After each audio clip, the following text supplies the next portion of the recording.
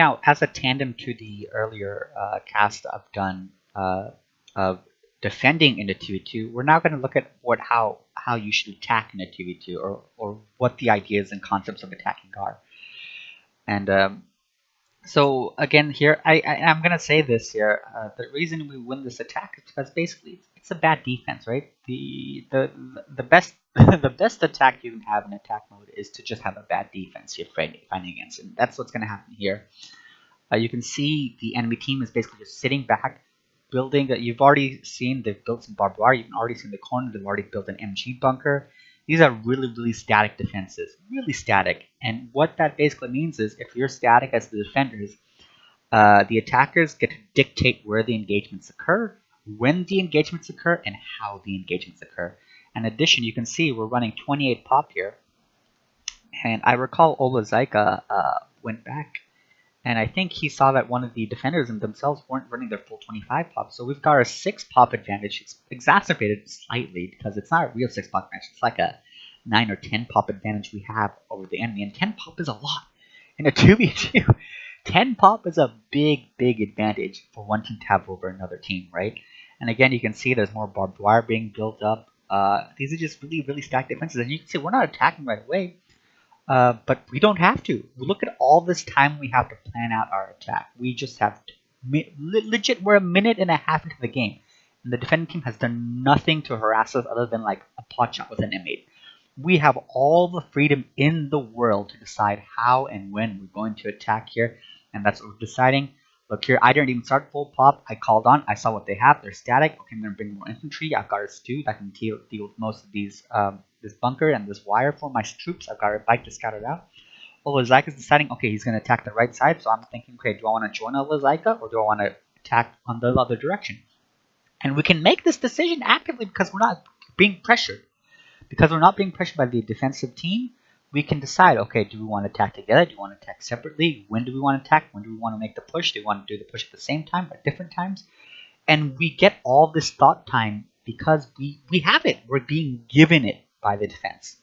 Right, so again, I'm scouting it out here. Olazaika is starting to make that push, so I'm expecting at some point the vacation of this position. You can see here, I just capped the sector, which tells me this entire sector is free to take. So I start pushing on the left of the storms, start pushing the center of the storms, and send the stew in as well, making sure to go wide around this MG. And I think the main goal I have here is I want to break this barbed wire and I want to take the church. If we can get church control on the map called church, it's really good. Right, the church is important. Churches are important on almost any map, honestly, but it's specifically important in this map because it is such a defensible position and full-on central field control if you can get control of that church area. That's probably what I'm going to go for. Olazaika is still fighting over there, but he hasn't really drawn too much there. So I'm still slowly scouting it out, taking my time because I have the time, and I see there's an MG, and I don't see anything else really. There's an HG. I can work with this hedge to kill this MG without taking shots back. And once his MG is down, the storms are going to probably go in and finish the job here. So again, the defense is just too passive. You have 2 ATGs sitting around the hedge with an MG bunker that's only going to cover one angle. The MG by the church is already gone. I think that might have been Miss Micro. With that, now the storms are free to push in. You can see that M8 and G trying to go there and counter Olazaika, but it's already too late. At this point, the attacking team already has full-on central control. Full-on central control has been achieved about 4 minutes into the game, right? And with very little losses, honestly, as well, right? They just haven't been doing too much. These storms are gonna keep fighting the center. Olazaika is gonna at some point, I believe, gonna come back into the center because what they must realize, you know, central control is important, so they're coming back to try and fight me. Since they're coming back to try and fight me, Olazaika is gonna have free reign to come in and attack them from the flanks pretty soon, I'd imagine. This teammate's going to eat a bunch of Fausts. These riflemen are building an MG and building going to die pretty quickly. The stew's going to finish this MG bunker. These ATGs are coming to try and kill my stew, but you can see there Olazaika is making the flank now from the side that he was on, and he's going to kill his ATGs off. And it's already full-on central control achieved, right?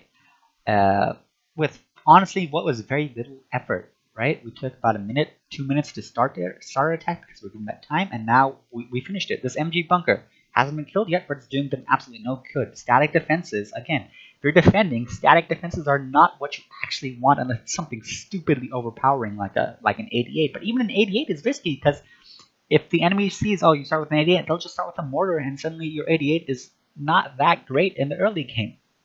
Because you remember, the pop advantage means 3 pop means you're like 1 pop short of a mortar. There you go. You get a mortar as an attacker. You have to realize this free pop is a great advantage. And so we're in, and we're attacking. We're 5 minutes into the game now. We've got 2 ATGs we can recruit. We know the counterattack's going to come, and because we know these players are both armored, we expect jumbos. We see, there you go. There's 2 jumbos. I think Olazaka's already going to be calling on 88 pretty soon. We've got Faust. We're already recruiting 1 ATG. We've got a Stug here as well. And we're gonna have 2 packs pretty soon, and we're already ready. We're ready to stop this. So what the plan here is we're gonna bear the brunt of this counterattack with 2 jumbos. Once we've done that, we're probably gonna start pushing again after we've dealt 2 jumbos, because they're either gonna have to repair or they're gonna have to or they're gonna die. One of the 2 results, because again, we have 29 pop to play with. The enemy has 25, maybe 26 pop to play with. So jumbo is about 50% the pop already, right?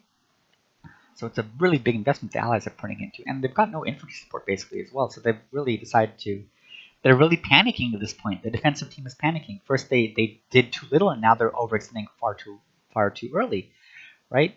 So basically they've done the inverse. What they should have done early on is attack with jumbos or tanks or vehicles, wherever they had, and late on they should have decided, okay, now they're going to start putting up their static defenses and shit.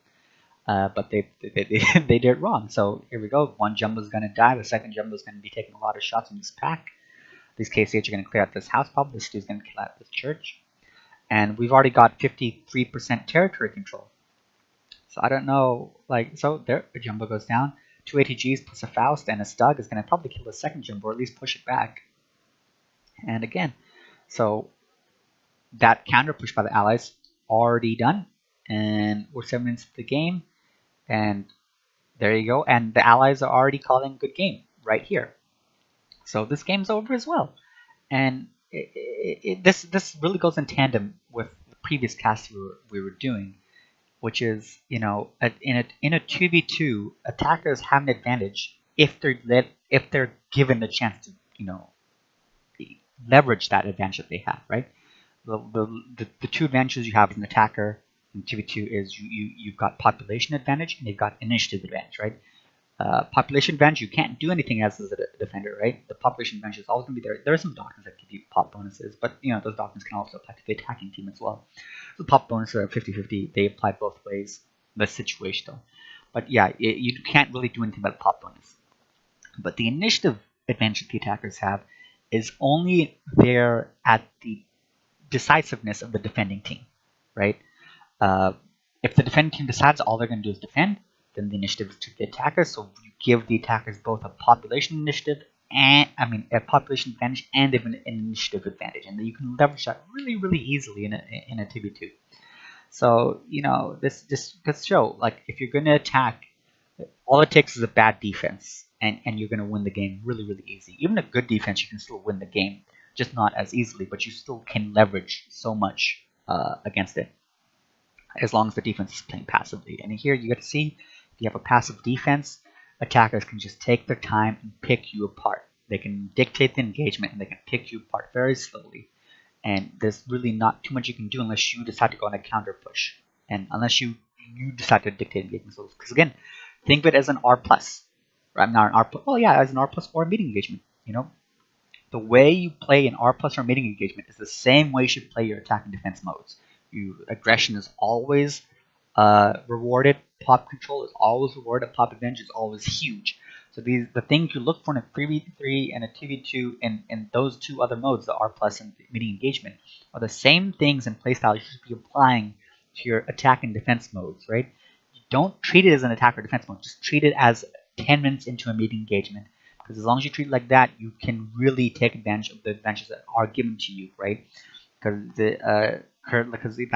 that's where it is. It's meeting engagement just 10 minutes in. And if you don't realize that, you're going to suffer whether you're attacking or you're defending in EIR. So that's the key thing to keep in mind. So anyway, this game has been over for about 2 minutes now. EIR gave up 7 minutes in. Allies are done for, and this is the way you perform attack. And in fact, you know what I'll do? I'll go ahead and splice in at the end the TeamSpeak or the Discord conversation myself and Olazaika had while we're prepping this attack. So hopefully you can listen to that and enjoy that as well. And this is the score screen. You can see it is pretty. The defenders didn't do much. We're gonna be okay. You know what map we should really bring back? Don't say quarantine. Yes. I guess a good 88. If we can, okay, if we can get to this house, and you can probably put an 88 right in front of that house, right? They'll have good coverage. Yeah, but I don't like this, and I don't like this. To be fair, if you're getting, well, you can just crush this hedge here, and if you're getting flanked by this, that's probably our own issue if we're getting flanked from this far over. Yeah, true. If we put down the 88, it's basically covering a map up until this point. Yeah. And this hedge, you can't do anything about that hedge. If you put an 88 somewhere where that hedge doesn't affect it, it's way too far forward. You're just gonna get fucked. Yeah, true. Yeah, I guess putting it over here should be okay. Anyway, there's gonna be about 2 to 3 MGs judging area. Carrot's probably gonna start with the jumbo. There's a G pad, so they're gonna see us coming, so we're probably not gonna be able to flank him too hard. So it's gonna be difficult. But yeah, ideally we open the engagement, we get control of this house, then we control midline, and you can put an 88 back there. V1s don't work, I'm pretty sure. Yeah, they don't. That's why I want them to be brought back. Why don't they work? I don't know, dude. That's whole That's the only. That's the only thing that like fucking what's his face the defense has as an offensive unit, as an Oh, yeah, offensive don't you ability. have a rocket arty as well? Double 88. Okay. Look. I am a interesting character right now. Okay. Anyway, let's just like amass like behind this hedge here, and then we'll scout it out and see. We're gonna have to deal with MGs probably. Let's try going Mhm. infantry heavy with some AT, maybe? Or I don't know. That's the thing though. I don't know what they Uh, have. If they have uh, MGs, we go infantry. We can't really go infantry heavy. But if they have tanks, we can't really go tank. I mean, tank heavy probably because Jumbo will just wreck us. mm, yeah, probably. I am Well, thinking of just. I'll just start with the usual start and use the jeeps to scout because I start with 2 jeeps. So okay. I might legit. I mean, if there's a jump at this, I might just legit start with 2 packs. Who knows? honestly, that would really work with my colon because I'm too Yeah, but nice. then fucking watch as area's got like the mortar micro of a god and we get wrecked. Nah, it's okay. He can't escape the Panzerfausts.